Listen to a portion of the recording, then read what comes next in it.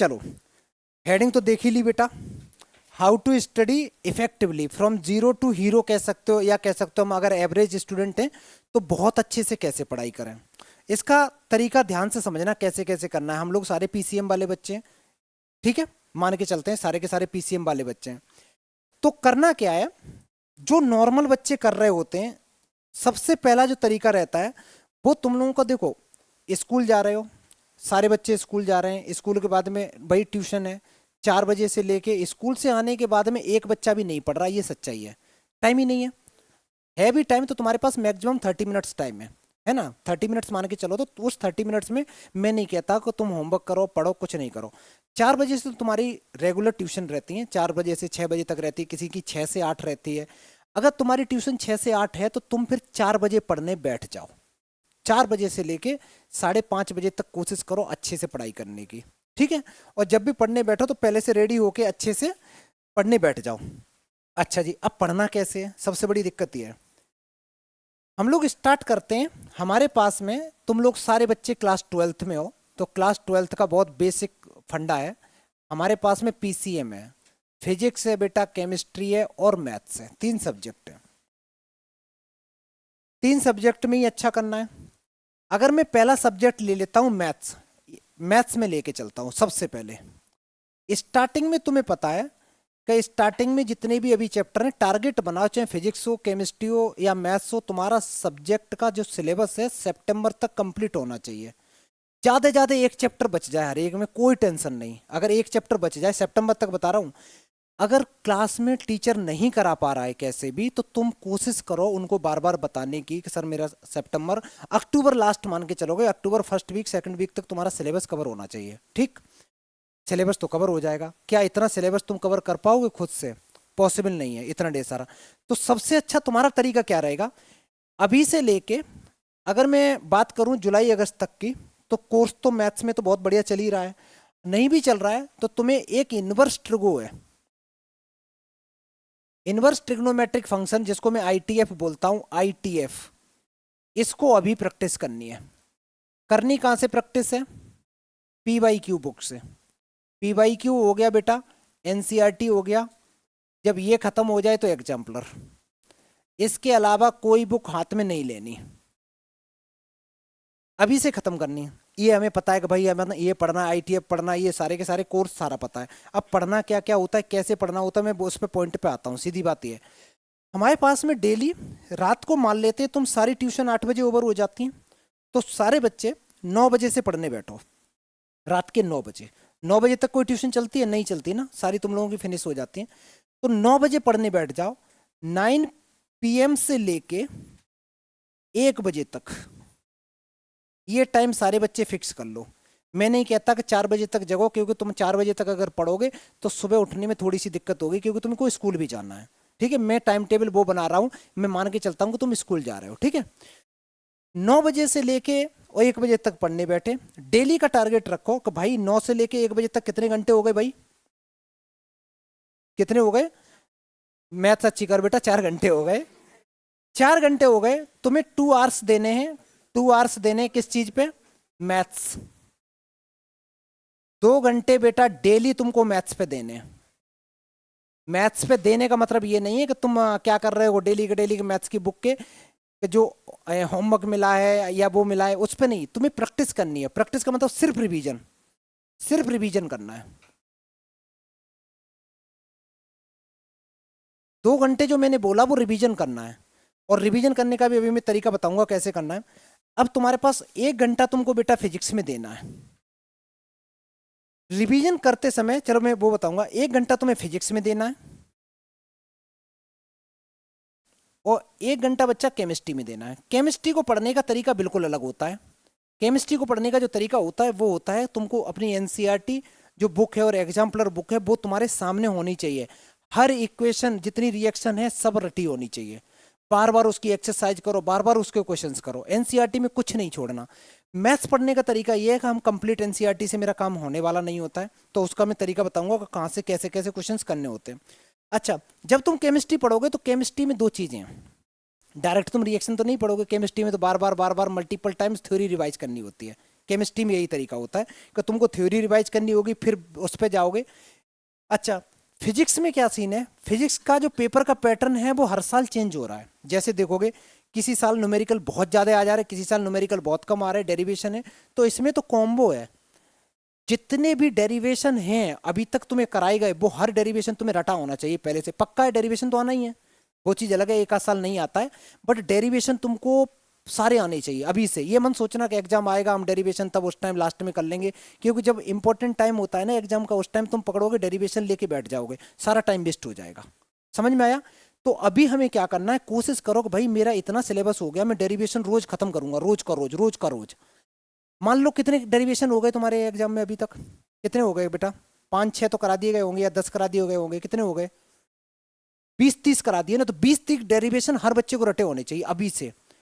बैठो, अच्छा मेरे को आज 3 डेरिवेशन करने हैं, 3 करे, अगले दिन फिर बैठे कि भाई मेरे को 3 वो पिछले वाले करने, 3 और करने, ऐसे कर करके खत्म करो डेरिवेशन।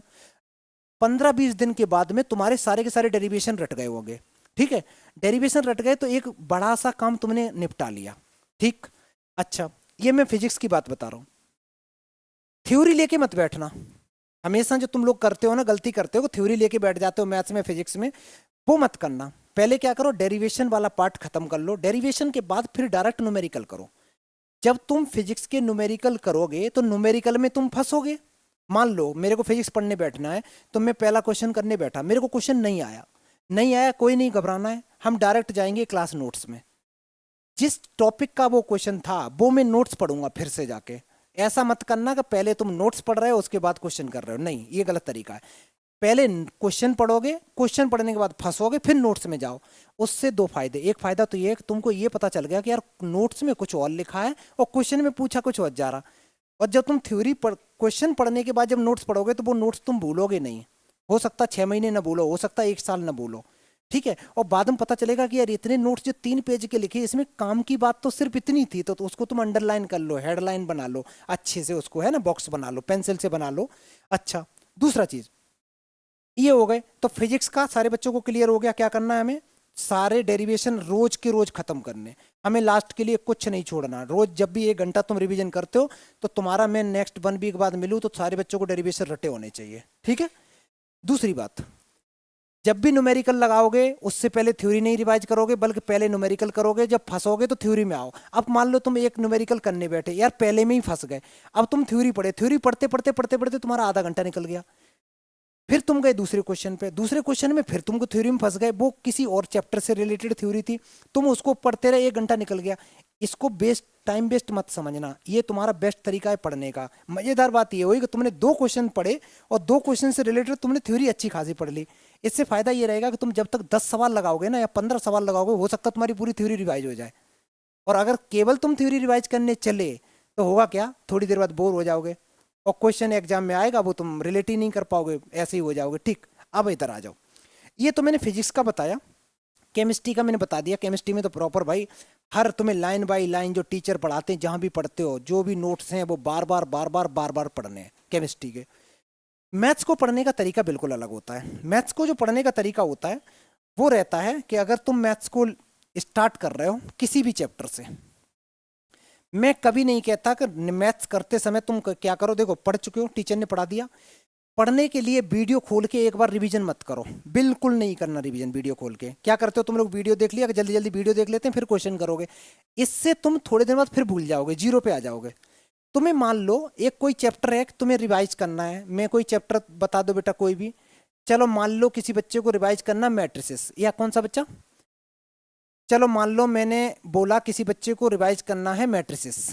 ठीक, तुम क्या करोगे, जैसे ही तुम मैट्रिसेस रिवाइज करने गए, पहला क्वेश्चन किया, नहीं आया, कोई बात नहीं, उससे रिलेटेड तुरंत थ्योरी देखो, उससे रिलेटेड जो क्लास में पढ़ाया गया। मान लो एक क्वेश्चन आ गया कि जिसमें कोई फॉर्मूला था एडजॉइंट, तुम देखोगे अरे यार ये एडजॉइंट क्या होता था मैं भूल गया, तो फिर तुम नोट्स देखो जाके, नोट्स में समझ में नहीं आ रहा है तो फिर उसी चीज का वीडियो देखो, उसी चीज का एग्जैक्ट वीडियो देखो।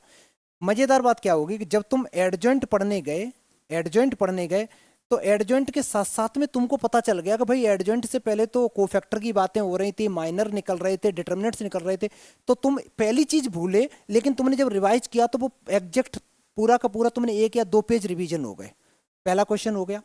फिर तुम ऐसे दूसरे क्वेश्चन में गए, करने हमें सवाल हैं, थ्योरी नहीं पढ़नी, कभी भी नोट्स उठा के बार बार नहीं पढ़ने हैं, ठीक है। अच्छा, अब ये पढ़ोगे कहाँ से, सबसे बड़ा सवाल ये आता है कि हम क्वेश्चन कहाँ से करें। इसका एक ही बुक है, दैट इज PYQ। अगर तुम क्लास 12th के बच्चे हो या तुम जेई के बच्चे हो और तुम्हारे पास में क्लास 12th में सारा का सारा कोर्स करने का टाइम है, तो PYQ पहले फिनिश कर लो। अगर तुम जेई की प्रिपरेशन कर रहे हो तो जेई के प्रीवियस ईयर क्वेश्चन है, उनको करने की कोशिश करो। जो भी क्लास में क्वेश्चंस कराए जाते हैं उन क्वेश्चंस को कभी फिर से कोशिश करो करने की, कि हम कर पा रहे हैं या नहीं कर पा रहे। अच्छा, इसमें जब तुम करोगे क्वेश्चंस, बहुत से सवाल ऐसे होंगे कि जो तुमको नहीं आएंगे, बहुत से, कोई दिक्कत नहीं, पेंसिल से सर्कल कर दो, करते चले जाओ पेंसिल से सर्कल। एक बार एक बार क्या करो कि पहले तुम जब भी चैप्टर स्टार्ट करो तो तुम कोशिश करो 20 क्वेश्चन तक टारगेट रखो, कि 20 तक देखो यार मेरे को 5-6 भी आ रहे हैं, 10-20 सवाल आ रहे हैं कि नहीं आ रहे। पता चले कि 20 में से तुमने सवाल केवल 2 ही कर पाए, 3 ही कर पाए, 5 ही कर पाए, इसका मतलब तुम्हारा कंसेप्ट वीक है। अब हम कहाँ जाएंगे, नोट्स में जाएंगे, फिर प्रॉपर नोट्स पढ़ेंगे, वीडियो देखेंगे, पूरी मेहनत करेंगे। अगर मान लो तुमने 20 सवाल में से तुम्हारे 15 हो गए, 16 हो गए, तो तुम पहली बात तो खुश हो जाओ कि भाई 15-16 तो हो रहे ना, 3-4 ही तो फंस रहे, 3-4 फंस रहे, उन पे सर्कल कर दो, फिर उनसे रिलेटेड सॉल्यूशन देखो। कभी भी किसी क्वेश्चन में मैथ्स में फंसते हैं तुरंत सॉल्यूशन नहीं देखना। अगर तुम कर रहे हो मैथ्स, तुम चाहते हो कि मेरा मैथ्स स्ट्रांग बने, तो कभी सॉल्यूशन एकदम मत देखना। कम से कम हर सवाल में तुमको बेटा 5 से 7 मिनट देने हैं। ये टाइम वेस्ट नहीं होता है, ये तुम्हारा ब्रेन की एक्सरसाइज होती है। अगर एक सवाल कर रहे हो, तुम फंस जाओ, तुम लगे रहो लगे रहो लगे रहो, 5 से 7 मिनट तक लगे रहो उसमें, कुछ तो सोचोगे, उससे रिलेटेड फॉर्मूला सोचो, पूरा जोर लगाओ, कहाँ क्या फॉर्मूला था क्या नहीं था। कभी भी मैथ्स में पढ़ते समय मैं ये नहीं कहता कि इंटीग्रेशन पढ़ने बैठे तो पूरे फॉर्मूले रट लो पहले, नहीं, तुम क्वेश्चन करना चालू करो, क्योंकि पहले तो पढ़े हुए हैं। पढ़ते समय जब कोई फॉर्मूला तुम भूलो तो फिर से चले जाओ एक बार, सारे के सारे फिर रिवाइज करो। ऐसे करोगे, और एक ही तरीका याद रखो, हमें रिवीजन करना, हमें सिर्फ रिवीजन करना है 2-2 घंटे रोज।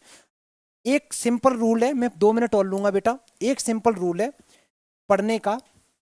जैसे मैंने तुम्हें बताया 2 घंटे मैथ्स पढ़नी है, अब तुम्हारा मैथ्स पढ़ने में बड़ा मन कर रहा है, अब तुम देख रहे हो टाइम हो गया 2 घंटे, अगर 15 मिनट एक्स्ट्रा ले लोगे तो कोई आफत नहीं है, 15 मिनट 20 मिनट एक्स्ट्रा ले लोगे तो कोई दिक्कत नहीं है बेटा।